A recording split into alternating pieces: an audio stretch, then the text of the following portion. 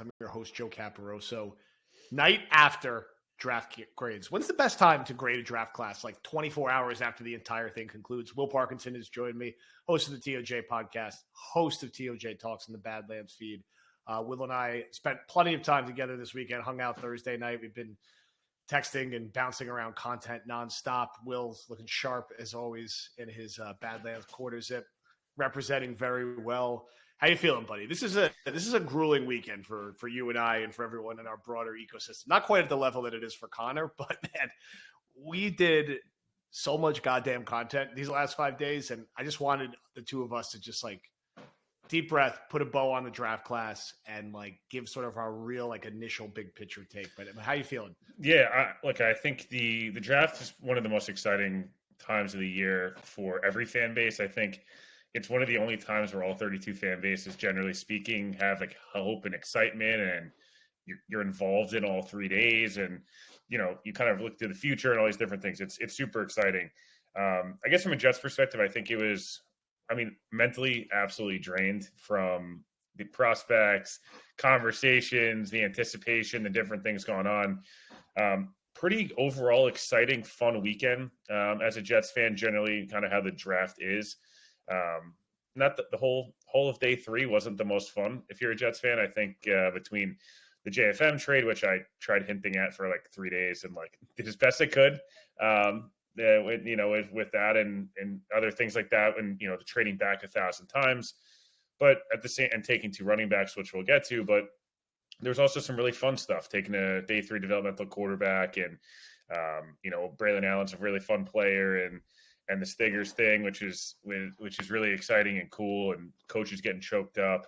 Got to see a couple Cortland alumni sign with NFL teams right after the draft, which is really cool. So all in all, mentally drained, shot like absolute dog shit today in golf. But you know what? It is what it is, and the Jets got better this weekend.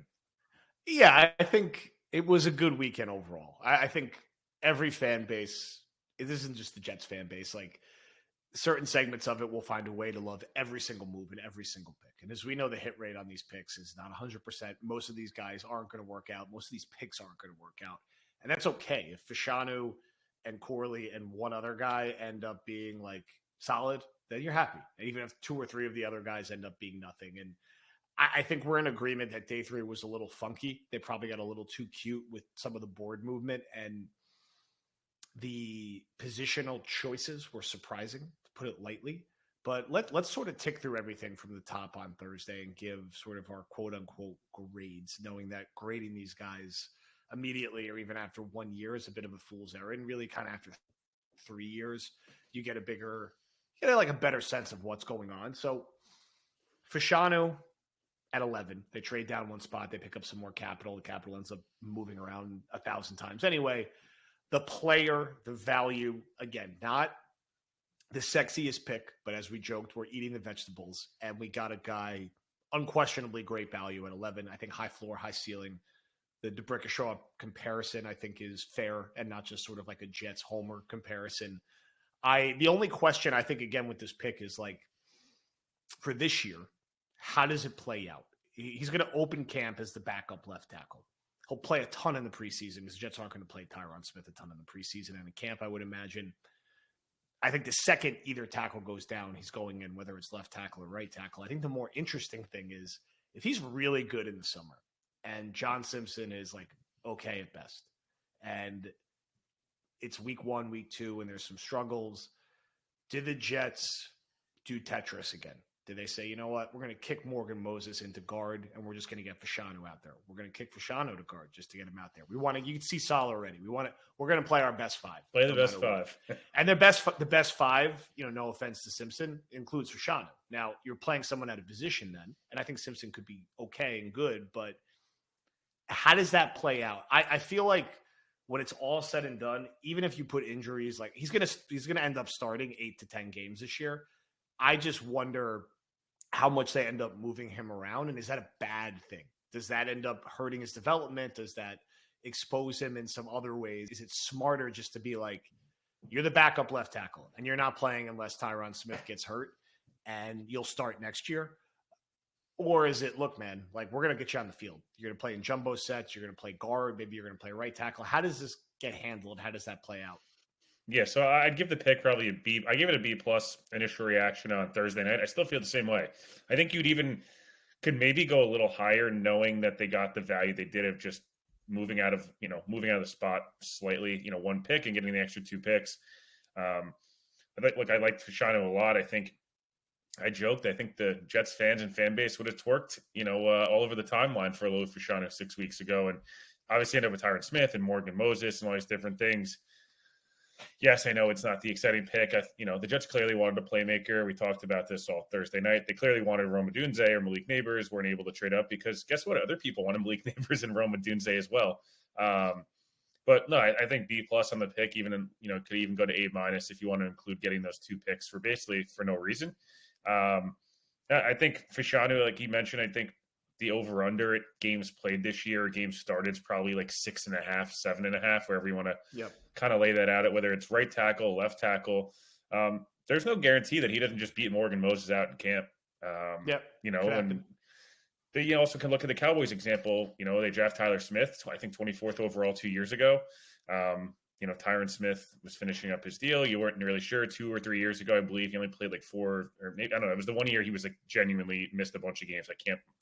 My brain's scattered now, but they ended up playing Tyler Smith at left guard, and he turned into a really good left guard the last 2 years next to Tyron. He'll kick now out the left tackle for the Cowboys and be more than fine. So I'm not advocating for it, but the Jets should play the best 5. And whether he's probably going to end up being part of the best 5, whether it's right tackle, whether it's left guard, whether it's left tackle for a month if Tyron Smith, his back flares up and whatever, he's going to practice probably like, Tyron Smith over under of camp practices is probably like 5.5. And I hope we get to see him I hope he gets to see him in person during camp, actually practice once or twice, because I've never gotten to see Tyron Smith in camp play. So I'm excited for that. But more so, Tyron Smith's going to be in Olu Fashanu. Like Olu Fashanu, I joked about this, I think on a Spaces on Friday. Genuinely should be like whatever Tyron Smith, like not a meme, whatever, a mime, whenever you kind of like mimic someone, whatever Tyron Smith's eating, drinking, how much time he spends in the weight room, what he does for his rehab, what he does to stretch, how he watches film, different techniques, how he interacts with other teammates, just everything he's doing, do the exact same thing. And he will be a stalwart left tackle in the league for a long time.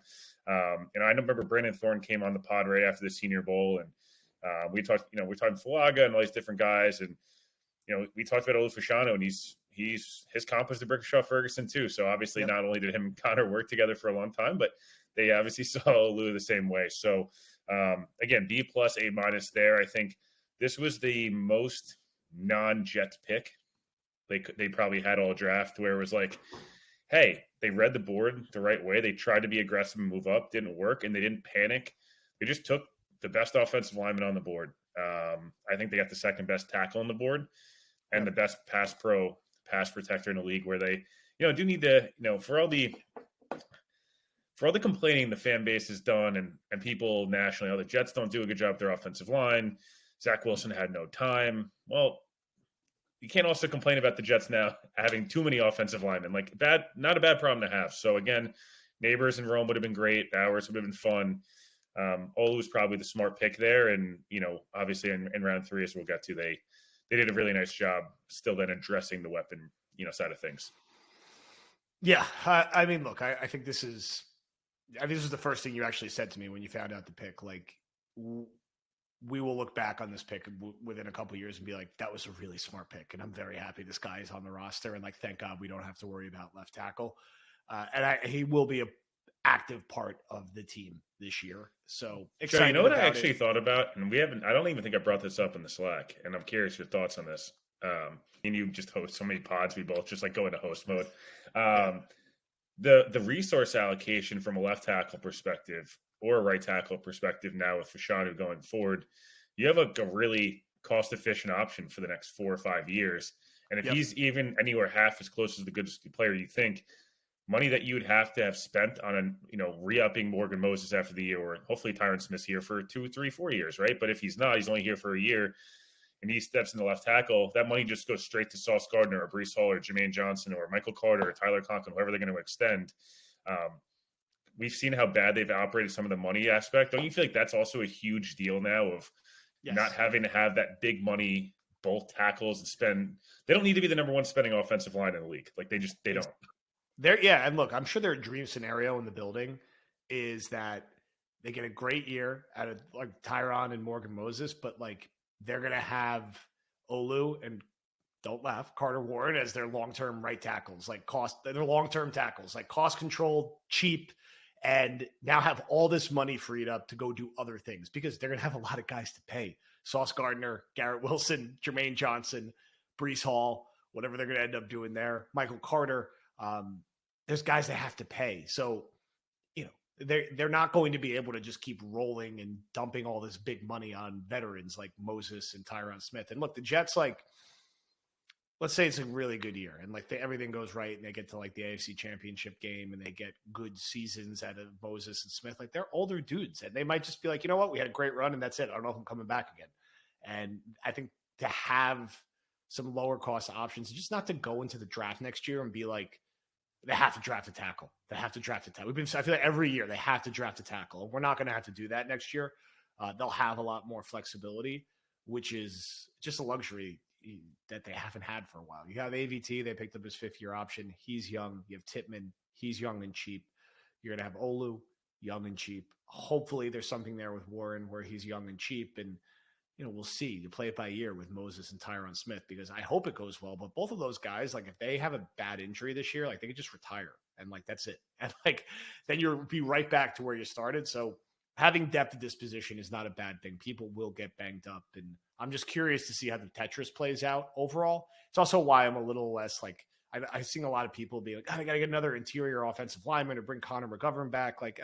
I don't know. They have Wes Schweitzer. He's a good backup on the interior. I think they'll play Tetris if someone gets hurt as well and slide Moses in or find a way to put Fashanu in for better or worse. So I'm less panicked about that. And you're also only going to carry so many linemen, and they'll probably carry Max Mitchell as their 9th lineman because he also took some reps. Yeah, how many goddamn linemen are we expecting that they're going to carry 12 quarterbacks, 16 offensive linemen, and 25 edge rushers? Yeah, well, now they're also going to carry 14 running backs now, apparently. But yeah, you could only I don't expect any interior offensive line addition. I think the Bakhtiari stuff is done now. So then we move to day 2, and everyone's kind of panicking a little bit as some of these receivers are going off the board. Ultimately, the Jets are proactive, and they go get Corley. Selfishly, I was thrilled. He was one of the few day 2 guys that I kind of dug into and was excited about, and sort of jokingly called my shot Friday morning. And again, I call 100 shots and probably get 3 of the 100 right like this, but got my nice Adam Schefter tweet back. So I was happy to see that nonetheless. I just like the player a lot. I like the style of player. We know the Jets are interested in Debo. We've had interested in Cordell Patterson in the past. It just never really came to fruition. That was the comp, sort of shorter Cordell Patterson by Connor. Debo's would be very rich man's version of that. And if he could live somewhere between that, I think Jet fans would be very happy. He's a playmaker. It's been interesting watching some of the debates settle on him. Is he really a pure receiver? How bad do they still need a receiver? He's not a pure wide receiver, but he's a playmaker who's going to create after the catch, who hopefully with the influence of Rodgers, the Jets can manufacture touches for in the screen game. And him and Breece out there together is particularly exciting. Some of the things you can do. And it's just a talented guy who's going to break tackles, help them score points, and will immediately walk into a big role. And I think the value of where they got him was really good. And I'm glad they were proactive in getting him, not alone in saying that right there as being my favorite pick of the draft, just because I just think he's going to be really good at the next level. And I think he's going to be someone who could create something out of nothing for them. They still need more at receiver, which we'll talk about at the end without question, because he's not going to walk in day 1 and be he's not a traditional he's our number 3 receiver. He's our pure slot receiver. He's running option routes and getting in and out of his breaks and getting open. That's not him or his game. It doesn't mean that he's not going to play a lot of reps and get targets and get handoffs and get involved. But an exciting move. You could tell the building's ecstatic about getting him. I don't believe them that they had him ranked as their fourth receiver overall. I also don't need to say that. It's just like, be happy you got the guy where you got him. We're all happy with it. Like, we don't need the PR spin after. It's just like a good pick. And I was like really happy with the first two picks. So I think like on your end, like explain why like we're still talking about needing a receiver and why Corley like he's not like your traditional like number 3 who's just going to line up in the slot between Mike Williams and Garrett Wilson and just like walk into that role day one, but to still be a very effective part of this offense as a rookie. Yeah, you mentioned the Cordell Patterson, Deebo Samuel comps. I thought Daniel Jeremiah's comp was prime Randall Cobb. And we've seen Aaron Rodgers had a lot of success. MVPs, 15-1 record when Randall Cobb was in his prime, obviously, and things of that nature. Jets fans hear Randall Cobb and instantly, whatever. But he gave him a couple moments, I guess, last year. We'll cut him a break. Look, I think Corley's an interesting player, right? I think I would probably A minus on that one. I think I do laugh at he was the fourth receiver on our board. Maybe. Then it was kind of weird. Why were you trying to trade up for a guy that you would have taken at 45 and ended up going, 60, whatever he went, 60, what do you go, 65? So then it was like, did you read the board right? I don't know. Sometimes that stuff always cracks me up. It's like, kind of makes me feel like you didn't read the board properly if that was what you were doing. Regardless, they got their guy, and that's awesome. That was totally a Rodgers pick. You could tell he wanted a receiver badly, which should show you the Jets needed more receiver help because their goddamn quarterback felt like they needed more receiver help. And, he's tweeting out. Rodgers rarely tweets. I mean, he likes a bunch of stuff and whatever, and he's always on Twitter and all these different things, but he rarely tweets. And he tweeted right before that pick got announced, whether you believe the, Malachi Corley, no matter what, 11 a.m. text the day before or whatever.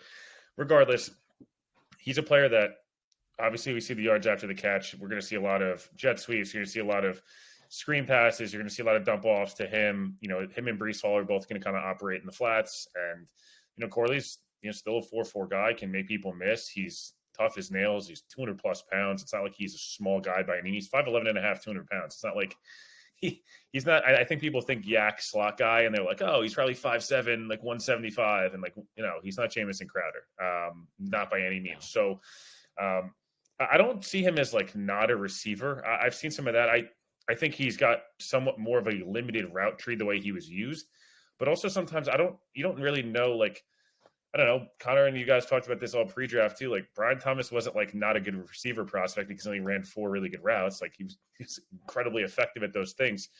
I think, again, he'll be a guy that week 1, is he playing 75 snaps? Probably not. He's probably like a 40 snap guy. They're going to live a lot in 12 and 21 personnel. Rodgers talked about it on Thursday night. It's going to be a lot of Tyler Conklin and Jeremy Ruckert. And I think Ruckert will come off the field, some more passing downs, and it'll be Corley in there with Garrett and Mike Williams.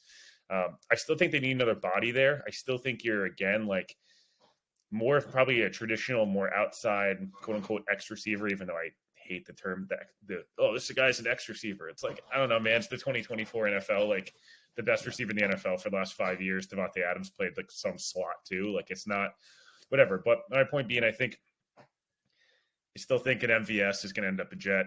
And I actually think, like, all things considered, him as your 4th/5th option, him and Lazard being your, like, can you give us each 15 quality snaps a game, is a really good spot to be in because both have been effective players at points in their careers. MVS was awesome in the playoffs this year. I know he was terrible during the regular season, and of course he had all his drops on primetime, which skews your opinion, but it is what it is. Like, Corley's awesome. I really like the pick. He's going to be elusive. I think he's going to make a bunch of plays. I think if he ends up in that number 0 jersey, which is what he should 100% be wearing next year, that will be a really high-selling jersey. It seems like the character is great.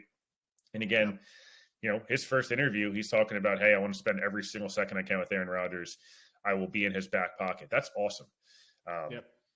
And then again, maybe it's not MVS, but it just feels like that's the one. It's the type of player they still need. They need someone who's going to clear out some space. I would make a rather large gentleman's agreement or bet that Odell Beckham will be a Dolphin in the next 72 hours. Once the comp pick stuff passes tomorrow at 4, I would be pretty sure Odell will be a Dolphin. which is hilarious. That'll be the most toxic receiver room of all time, and Yes. good for the Dolphins, I guess. But yeah, if you run out there, Garrett, Mike Williams, Corley, Lazard, MVS, and Gibson or Brownlee, whatever it may be, like that's a now top heavy room in some senses, but there's actually start to be some depth there. So I would have loved to see them double down on pass catcher with one of those 3 4th-round picks. They decided to double down at running back. But I like the Corley pick again, A- there. I felt like one of him, Roman Wilson, obviously guys like Polk and McConkey went right away. But I felt like if you ended up with Corley or Roman Wilson and where they did in round 3, you'd feel pretty good about the Jets leaving day 2. And Olu and Corley and adding some extra picks, felt like they A- or A overall, honestly, for the first 2 days. No complaints, honestly, for me. Yeah, I like the first 2 days a lot overall, and it's okay to still want more receiver because I tweeted about this today, and like, this isn't like the glass. I guess it's kind of the glass half empty, but you have to prepare for this in a pass heavy league where you're going to have a lot of pass catchers out there. Your number 2 receiver is a 30-year-old coming off an ACL who the staff thinks might not be ready for week 1. Your number 3 receiver is a day 2 rookie. And your number 4 receiver was a healthy scratch the last month of the season. So, like, yes, getting another veteran, MVS, Tyler Boyd, and then, again, Meigs threw this out. They have 2 threes next year. They have all their picks. If the Raiders start 0-4 and the Jets are 3-1, but they're a little weak at receiver, we're still talking about Devontae Adams or someone else because we know that there's a couple unhappy receivers in San Francisco. We know that T. Higgins is unhappy. The Jets now have some forward capital to play with. And again, I understand. Yeah, they've got 2 threes, 2 6s, 2 7s, and then a full complement of picks. If they're good enough, they will be active at the deadline because, again, this organization is in a spot where just because they might be 5-2 at the deadline or 6-3, whatever, they were 6-3 2 years ago, and they won one of their final 8 games. They were 4-3 this year. 4-3 this year. They finished down the stretch 3-7. So, and they did nothing at the deadline either time. And Rodgers, I don't think that'll be the case. I don't think that'll be the case this year. I think there'll be a team that every single bad team that has a receiver or an edge rusher or whatever it may be, the Jets will be linked to them, and they should just. I mean, again, if the Becton deal somehow gets in the next 21 hours here officially before 4:00, they'll get another comp pick as well in the 4th round. So they've got enough future capital to make moves here, and that was the one good trade on day 3. Again, that extra third made it more puzzling that they dropped an even further amount and got a 6th-round pick that they ended up then moving again. But regardless, don't want to get too far up. There's a lot of cuteness on day 3 of the ups and the downs. And again, I like getting the 3 next year with all the assets that they had and ultimately not leaving with like 8-9 players. They left with 7, but which not a crazy amount, but also like fine.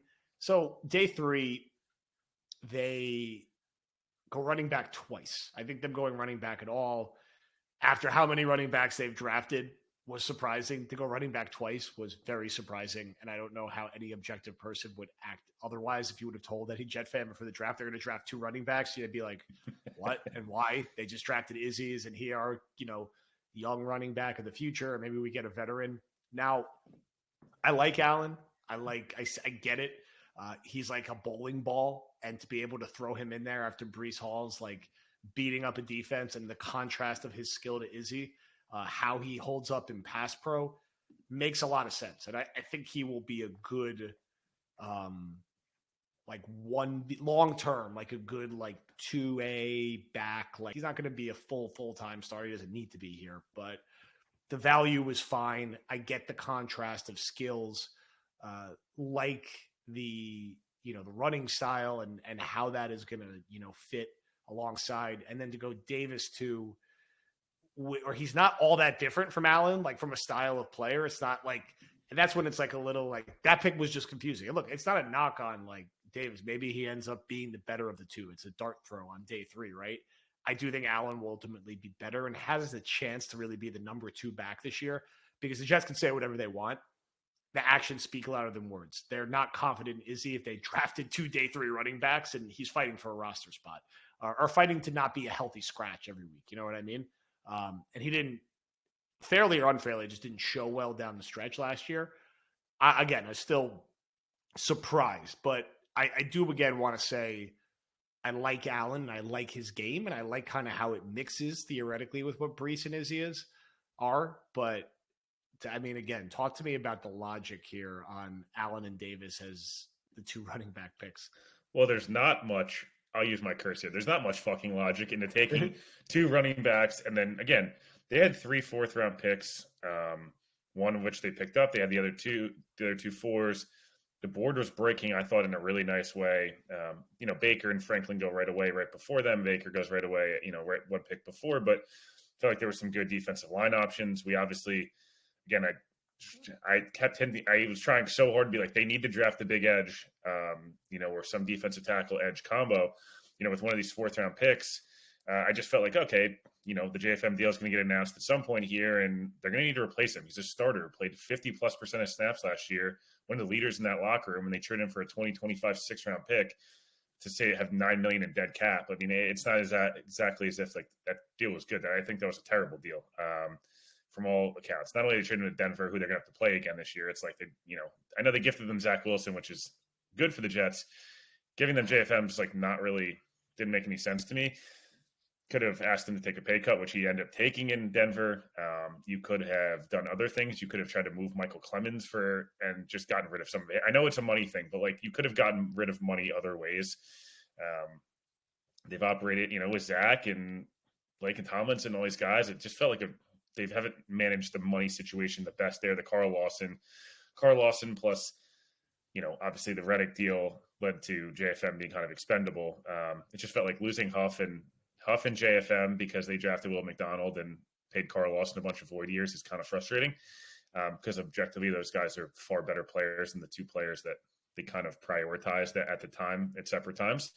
I think the day 3 strategy again was just puzzling. I like the Allen pick overall. It's a different type of running back. We've talked about, Zeke looks like he's going back to the Cowboys, but that type of power runner, good in pass pro, short yardage, more of, 3 yards in a cloud of dust type of guy. Not that Allen's just that. He can be more than that. He was awesome 2 years ago. His 2022 tape was really good. The 2023 tape wasn't as good, and that's why I don't think he went. That's why I think he fell to round 4. He's only 20 years old, absolutely shredded. So I know he'll be a big fan, a big Jets Twitter fan and all that different stuff. But I like the pick. If they had drafted Davis, who, I don't think Meeks was particularly high on in the draft guide. And, again, Stephen Ridley? Yeah, Stephen Ridley. It's like, I get it, but that's also like, I feel like he's a guy you could have gotten in round 7, or late round 6. It just, that one was weird. And I know, Connor Hughes reported the Jets were like, coaches were standing on the table for him and that's great. I just felt like pass catcher, edge, even a corner, Kamal Hayden and guys like that were there. I know they end up going corner later, but just I don't know. There was something about that was a little weird to me. Look, I think Pratt and Travis were the 2 guys. We were like, odds are it's like an 80% chance they walk away with this draft with Travis or Pratt. And I've said this a bunch, and I'm sure this will end up getting clipped, but like, if Jordan Travis ends up being the Jets' long-term backup for 3 years or 4 years, that's a huge victory for this pick. Like the 2 concerns for me with taking Travis over Pratt was I have no idea what his leg's going to be like because he's a guy who relied on a lot of athleticism, and you don't know. And he doesn't have the best arm I've ever seen, so that was a little concerning. That said, I talked about Travis like 2.5, 3 months ago and was like, he's a guy on day 3 you take.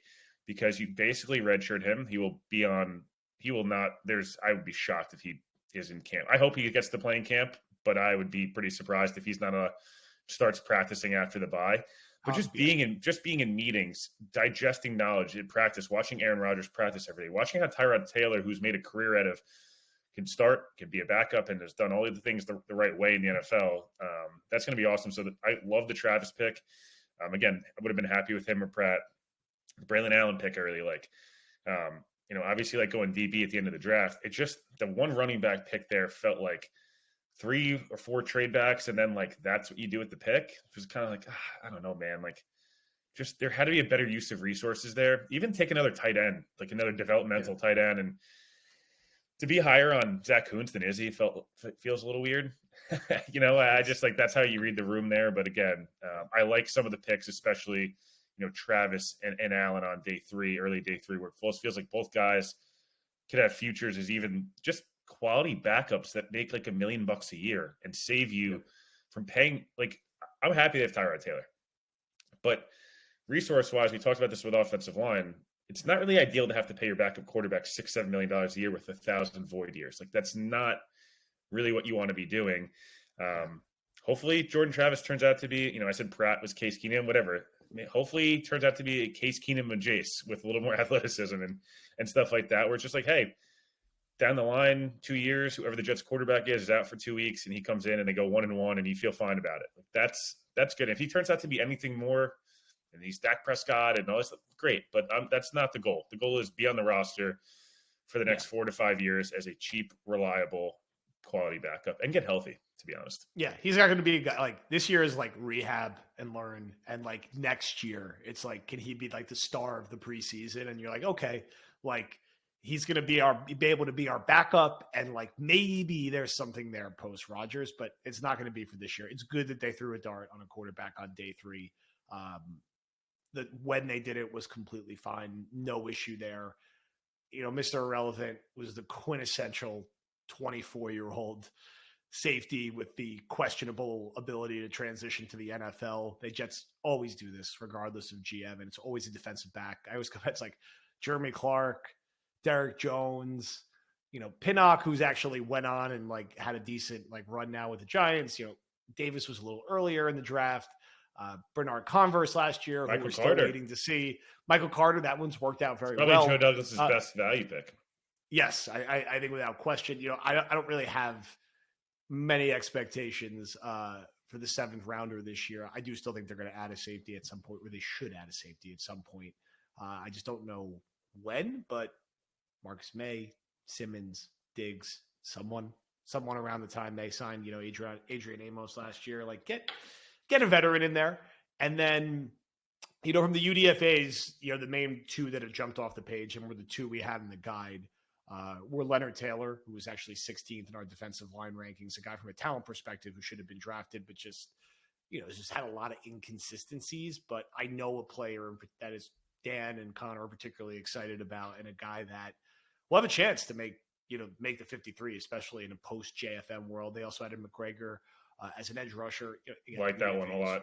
We're throwing darts here, but the party line of we're replacing JFM with Clemens, like stop. Like Clemens is not good and Clemens is not JFM. How they're going to fill those reps again? Reddick will play more on early downs. It's a bummer. Like we don't have to like harp on it. It's just a bummer the way it was managed, and maybe Taylor as a UDFA ends up softening that blow a little bit. I think holistically, when you look at their whole roster right now, can they get the receiver we discussed? Can they get a safety? Outside of that, like we talked about Calais Campbell a lot, like do they kind of get a look at everything like as summer gets here and be like, hey, we're familiar with him. It's almost happened. Let's get him in on a 1-year deal. We're going all in. Like I would feel good if they were able to do that. Beyond that, like you're just kind of nitpicking around the edge on certain spots. I don't think they're going to really add another meaningful offensive lineman. I think they'll probably stand pat and just wait to see how everything shakes out. But I think whether you're an optimistic Jets fan, whether you're a pessimistic Jets fan, whether you're somewhere in the middle, it's a good roster on paper. It's a playoff roster on paper. It's somewhere probably between the 4th and 11th best roster overall in the NFL, depending on how you grade certain players. Of course, a lot of that is tied to Aaron Rodgers. They should absolutely be right in the mix to win the AFC East on paper. On paper is one thing, but there is a lot of talent there. Now, they still need to round out the roster with some of these moves. That I would feel much better if they had one more pass catcher. If they don't do anything at safety, I don't necessarily think it's like a complete disaster, but it will be definitely a spot to be a little concerned about. But I think holistically, from 1 to 53 right now, we'll do our roster rankings in May, which will be a fun and challenging exercise. Actually difficult for one of the first times in the last since more challenging. Yeah, more challenging than it's been in the past. It's how crazy is it? JFM was like the 4th best player on the 2021 Jets. Yes. And now it's just like, we can't afford this dude. And it's like, fine. He would have been like the 13th or 14th best player on the team. I mean, before we wrap here, what is one veteran move the Jets will do before training camp happens? And then where does this roster sit in the AFC? I will say, this is a political answer, but I will say one of Quandre Diggs, Calais Campbell, or MVS, if not multiple, will be Jets by the time training camp opens. They just feel like the most relationship-wise or previous interest-wise or whatever it may be. I know the Jets were pretty pissed last year and they didn't get Campbell. From everything I heard, like they were like really excited about trying to get him and pretty disappointed that he didn't end up even coming for his visit. Diggs, the guy, obviously solid Seattle relationship, etc. Can play the deep third safety, and like the Jets play a lot of 3 safety looks, and they have 3 viable safeties on the roster. That's kind of a problem considering Ashton Davis is not always healthy. Chuck Clark off an ACL. Like they actually literally do need another body there, which again makes the 5th round running back selection even more puzzling. But again, we're not going to harp on that too much. I'd love to say they get Justin Simmons. And I don't know if they have even the real money to go. I know that the market's depleted, but he's like literally leads the NFL in interceptions over the last 5 years from a safety spot. So we'll see. I think one of those 3 guys. And then in terms of where the Jets rank and like how you should feel right now, I think keeping Aaron Rodgers healthy for 15 plus games, you should have every expectation to win the division. I think it's the best roster in the division. I'm not saying that they are the best team because they have to go prove it first, right? Miami and Buffalo have been better the last couple of years. Buffalo for a long time now. They still have Josh Allen. Miami's got a ton of talent and, questions about the head coach, the offensive coordinator, and questions about Aaron Rodgers and this team staying healthy. That said, like the roster is really damn good. There's not a lot of weaknesses. The weaknesses, a lot of them they've addressed. We're talking about around the margins. Can they add MVS as wide receiver 5 or Calais Campbell as a rotational edge to beat Michael Clemens out for a roster spot in camp? Or, can they add a 4th safety as depth? Like this is a really damn good roster. It's a team that should be competing for, I don't know. I leave this offseason, and unless something magically changes here, like getting to at least the divisional round is like the minimum goal for me. I don't, and it's not like trying to be unrealistic and say Super Bowl or bust. Like that's a ridiculous term because it's almost impossible to win the Super Bowl for any team, let alone a team that has not been back to the Super Bowl in 50 plus years. I think at least winning a playoff game, or because unless you're going to get a first round, I don't think they're going to be the number 1 seed. But winning a playoff game and winning in wild card weekend against the Jaguars or the Texans or whatever, like should be on the table. And getting to round 2, I got asked by a good friend of the show, Kyle Brandt, the other day. He said, "Would you take 23-20 wild card weekend loss to the Ravens?" And I was like, "No, I wouldn't." No. Maybe you take it, but like there's a new head coach and new GM likely if that's the case. It's just a reality of the situation. So I think it's definitely a top 5 roster to me in the AFC. Again, depends on where you rank Rodgers in terms of what you think he's going to be, but on paper it's a really impressive roster, and anybody telling you it's not is just kind of blinders on a little bit.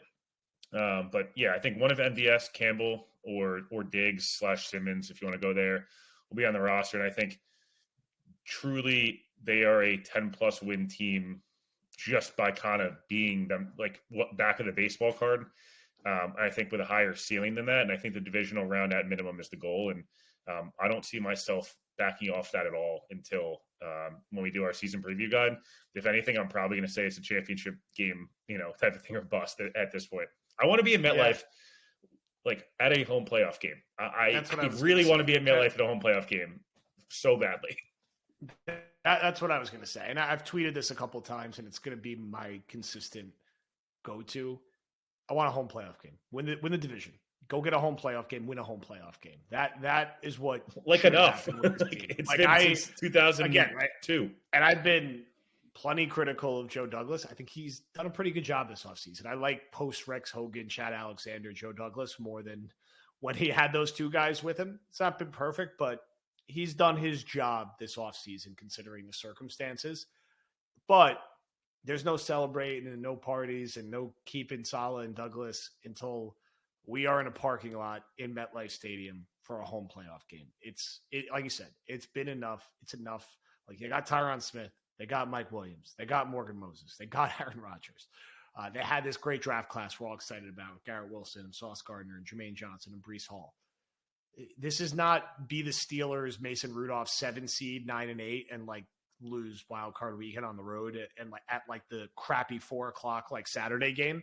It's win the AFCs, be a 4-point favorite at home in prime time where fans get to go out to a home playoff game, win that game, and then be ready to hopefully make some noise divisional weekend, and you see what happens there. I mean, football's if we're in that situation, it's a different beast, and there's a long way to go. But I think overall, very exciting, a very full draft weekend.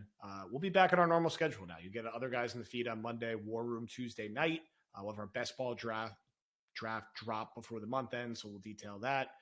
Normal pod Wednesday, draft season Thursday, Buck the Trend Friday, TOJ Talk Saturday, and then run it back again, run it back again, run it back again. I believe we are sold out now of quarter zips. We got a couple of Yetis left. We'll reload on everything, so stay tuned for that. That's exciting that they all moved. And we're going to do some shorts and some golf polos next because tis the season. But we'll also reload some stuff. I know we're getting some requests to run them back, and I'll announce on War Room the people who won 2 of the prints from Maddie, which we'll ship out with some of the merch that we're sending. Thank you everyone for listening. Everyone, of course, also make sure you're listening to Will on the TOJ podcast, on TOJ Talks, and following him and myself everywhere. Thank you. We'll talk to you soon.